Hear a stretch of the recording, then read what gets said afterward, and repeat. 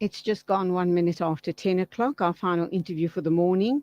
Very important discussion indeed. We do know that the 16 Days of Activism for No Violence Against Women and Children campaign is a United Nations campaign which takes annually from the 25th of November, obviously, and it goes on to the 10th of December.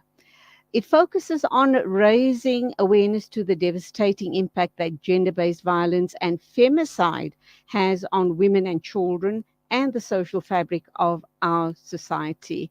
So, this happens every year, year on year, for the 10 days. There's huge focus on this campaign.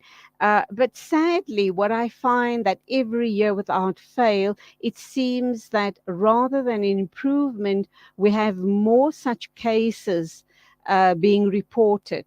And we just also have received the crime stats for South Africa for this past quarter.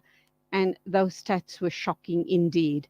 So, do these campaigns make a difference? How do you and I get involved to make that necessary difference? Let's talk to our guest, Cassandra Guerra. She's a researcher at the Embrace Project. A very good morning to you. Welcome to the program. Good morning, Julie. Thank you for having me on air. Okay. Carry on. No, I've got nothing else. All right. Every year without fail, when we talk about the 16 days of activism, and I'm pretty passionate about it because I see what's happening around in South Africa, in our families, in our communities, and society at large. It kind of seems that perhaps we as women are aware of these issues, but the men are not understanding or couldn't care less. What is the theme for this year, and how do we get this very strong message to our husbands, our brothers, and our sons? Because they need to sit up and take notice, because they will make the meaningful change, will they not? Correct. So this year's theme is unity. So it is about all of us coming together to address gender-based violence. And a key aspect of that is, of course, men who are often perpetrators of GBV. So I think what's important is for men to get involved, to start understanding what gender-based violence is, as well as us on the ground from school level, from young children, kind of like a re-socialization through sexuality education, as well, to kind of teach young boys and young girls what are good or bad behaviors, what are healthy relationships, and what gender-based violence is. I want to know what the Embrace Project is, and then I also, you said it, you mentioned a very, very important word there. You said re-socialization. It seems as if that, in fact, needs to happen with our men and our boys. But before you respond to that question, tell us a little bit about the Embrace Project. So the Embrace Project is a nonprofit organization. We aim to creatively combat gender-based violence. So we combine art and advocacy. On our advocacy side, we are actively a part of legislation and lobbying government for better legislation, and commenting on policies. And then on our art side, we also use art for the importance to use it as a healing mechanism with regards to gender-based violence, as well as to get messages about gender-based violence out there, such as we have informative infographics on our social media pages that we share about the causes and prevalence of gender-based violence. So, how do we make a difference? We keep talking about gender-based violence. It should stop. It must stop. And then let's look at re-socialization. We have a huge problem in the country with all sorts of issues. unemployment, which leads to idleness, which leads to possibly addictions, and all of those issues then play out.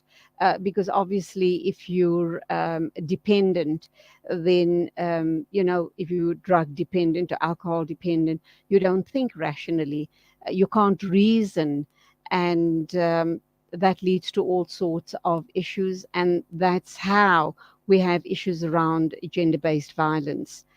How do we stop it? How do we start making a difference in our communities?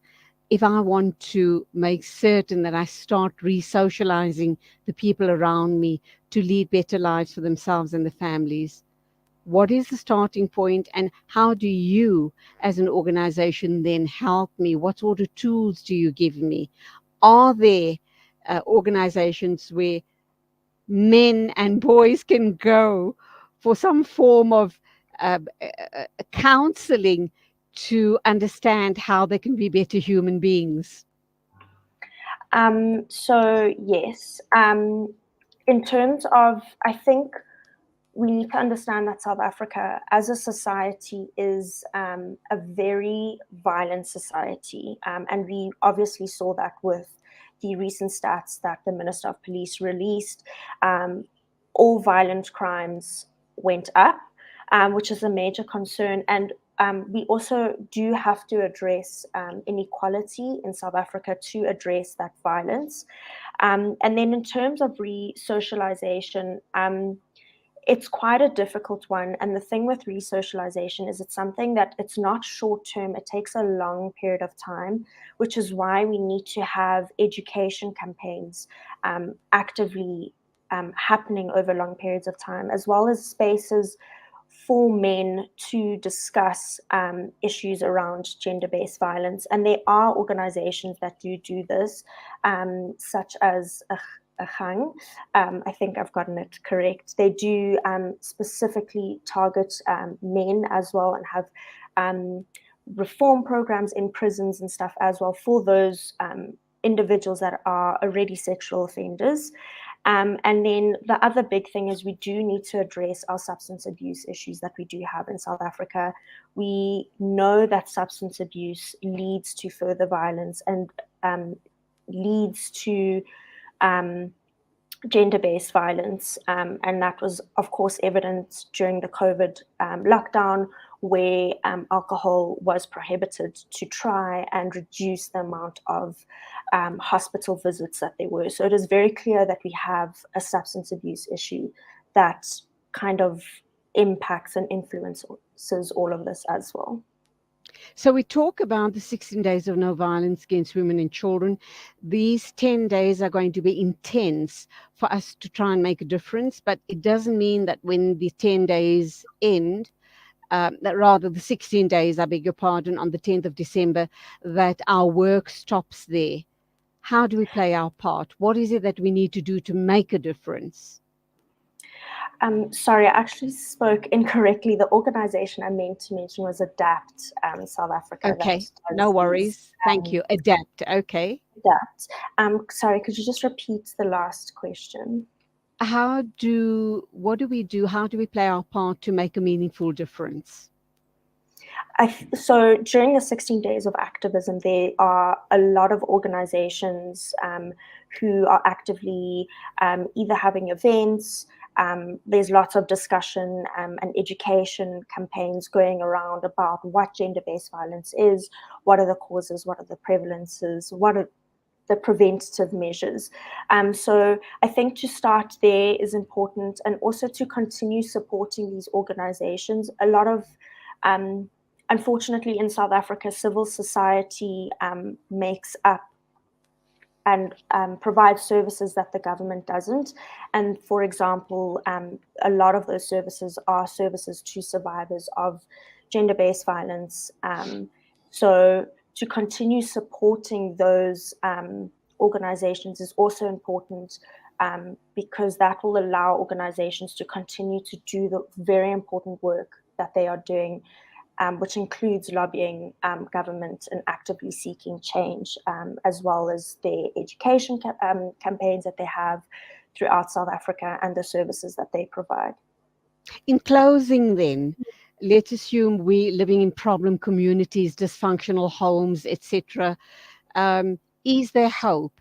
Can communities and dysfunctional families be rehabilitated so this cycle of violence can and will end?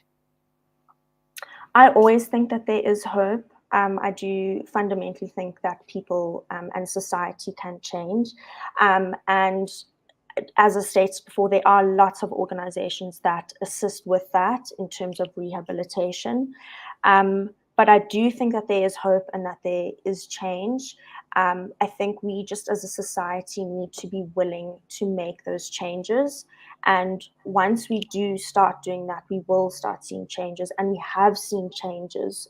So it is for us to continue with to see that through, so we see the changes that we want to. So we as women, girls, and society at large should continue raising our voices and say no to gender-based violence against women and children. Thank you indeed, Cassandra. Lovely having you on the show. You are a researcher at the Embrace Project, talking about no violence against women and children. God bless, go well, and continue the good work. Good day to Thank you you. so much for having me. Good day. The time is 13 after 10 o'clock. That brings us to the end of the show for today. We had a bit of a rough start, but then we picked up steam halfway through and got back on track. Hope you've enjoyed the interviews that we lined up. Inshallah, till tomorrow morning at the same time as always. A shout out to our production team. They too were sweating furiously when we had those technical issues. But anyway, till tomorrow morning at the same time as always. Assalamu alaikum and Khudafiz from me, Julie Ali.